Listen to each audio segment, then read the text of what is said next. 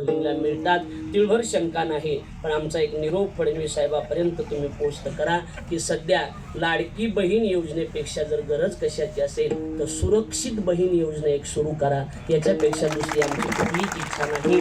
काल आमच्या बीड जिल्ह्यामध्ये वडवणी तालुक्यामध्ये कोवडगाव नावाचं छोटंसं गाव आणि त्या गावामध्ये त्या ठिकाणी संपदा मुंडे म्हणून MBBSची विद्यार्थिनी, MBBS झालेली डॉक्टर, फलटण सारख्या ठिकाणी त्या ठिकाणी तिला आत्महत्या करावी लागली. पोलिसांनी तिच्यावर दबाव आणला. घडलेली घटना अतिशय वाईट आहे.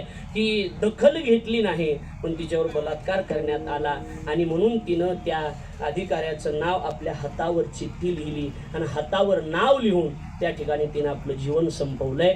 मला असं वाटतंय की 1500 रुपये महिन्याला तर मिळत राहतील पण या देशातली आपली बहीण सुरक्षित असणं ही गोष्ट अतिशय महत्त्वाची आहे.